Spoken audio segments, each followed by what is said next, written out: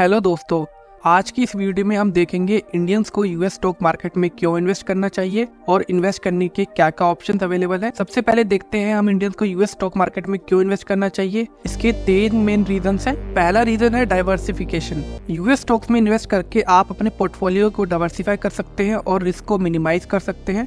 In case अगर Indian stock market अच्छा perform नहीं करता तो यूएस स्टॉक पोर्टफोलियो आपकी वेल्थ को प्रोटेक्ट करेगा। सेकंड मेन रीजन है इन्वेस्टमेंट अपॉर्चुनिटी। जैसे कि इंडियन स्टॉक मार्केट अभी अपने ऑल टाइम हाई पे चल रहा है और यहाँ स्टॉक बाय अपॉर्चुनिटी ढूंढना मुश्किल हो गया है। यूएस स्टॉक मार्केट में अभी भी अच्छी बाइंग अपॉर्चुनिटी है जिसमें कि मैंने भी इन्वेस्ट कर रखा है।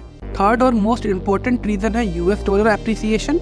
US dollar against Indian rupees strong होता जा रहा है पिछले 10 सालों से। पिछले 5 सालों में यूएस डॉलर ने 16% गेन किया है अगेंस्ट इंडियन रुपीज। अब हम इस वीडियो के मोस्ट इम्पोर्टेंट सेक्शन में आ जाते हैं जहाँ पे भी हम डिस्कस करेंगे कि कौन से ऐसे प्लेटफॉर्म्स हैं जहाँ से हम यूएस स्टॉक्स में इन्वेस्ट कर सकते हैं। इंडिया में 2 पॉपुलर प्लेटफॉर्म है जिनके थ्रू यूएस स्टॉक्स में इन्वेस्ट किया जाता है। पहला है IND मनी और दूसरा है वेस्टेड। सेफ्टी और रिलायबिलिटी की टर्म्स में दोनों ही सेफ और रिलायबल प्लेटफॉर्म है और दोनों का अच्छा यूजर बेस है। फेयर कंपैरिजन करने के लिए मैंने कंपैरिजन टेबल बना रखा है जिसमें मैंने फर्स्ट नंबर पे IND मनी और दूसरे पे वेस्टेड प्लेटफॉर्म को रखा है।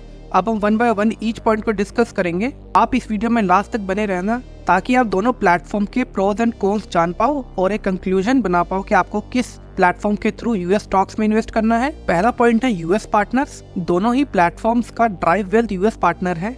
क्योंकि IND मनी और वेस्टेड इंडियन कंपनीज हैं तो Indian companies directly US stocks को बाय और सेल नहीं कर सकती, इसलिए उन्हें यूएस की कंपनी से टाई अप करना होता है जिनकी through stocks and buying selling होती है। सेकंड पॉइंट है अकाउंट ओपनिंग फी। IND मनी में अकाउंट ओपन करने के लिए आपको कुछ पे नहीं करना, बट वेस्टेड में अगर आपको अकाउंट ओपन करना है तो आपको 250 रुपीज पे करने होंगे। थर्ड पॉइंट है US stocks and ETF listed. दोनों ही प्लेटफॉर्म पे 1000+ US stocks and ETF listed है। फोर्थ पॉइंट है कस्टमर सपोर्ट। IND मनी में अभी सिर्फ ईमेल सपोर्ट अवेलेबल है, बट वेस्टेड में हमारा ईमेल के साथ साथ फोन नंबर सपोर्ट भी अवेलेबल है। पॉइंट नंबर 5 है प्ले स्टोर डाउनलोड। कितने लोगों ने प्ले स्टोर से ये इन एप्स को डाउनलोड किया है।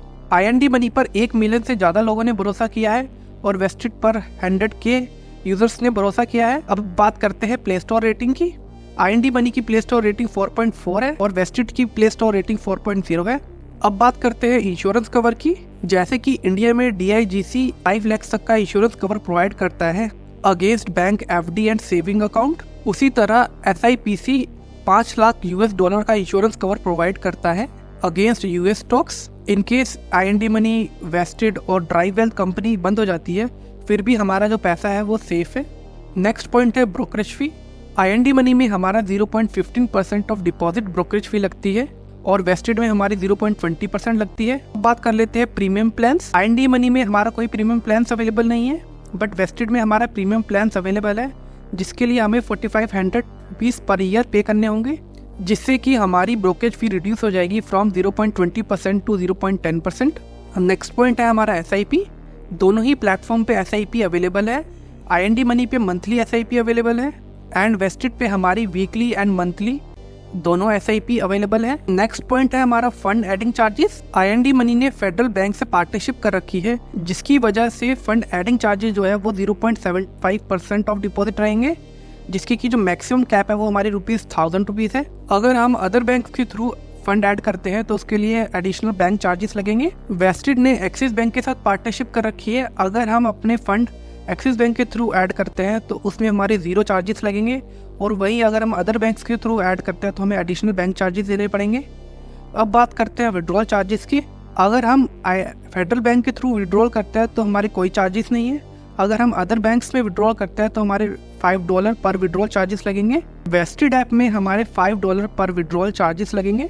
नेक्स्ट पॉइंट है हमारा टैक्स रिपोर्ट, जो कि जरूरत था ITR फाइलिंग के टाइम पे, तो दोनों ही प्लेटफॉर्म्स जो है वो टैक्स रिपोर्ट प्रोवाइड करते हैं।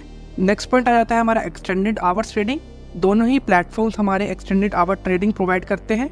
नेक्स्ट पॉइंट आ जाता है इंडियन स्टॉक्स, कि क्या हम इंडियन स्टॉक्स को ट्रेड कर सकते हैं इन दोनों प्लेटफॉर्म्स पे। IND मनी पे हम इंडियन स्टॉक्स को ट्रेड कर सकते हैं, बट वेस्टेड में हम इंडियन स्टॉक्स को ट्रेड नहीं कर सकते। नेक्स्ट पॉइंट आ जाता है हमारा बॉन्ड्स। IND मनी पे बॉन्ड्स फीचर अवेलेबल नहीं है, बट वेस्टेड में ये फीचर अवेलेबल है।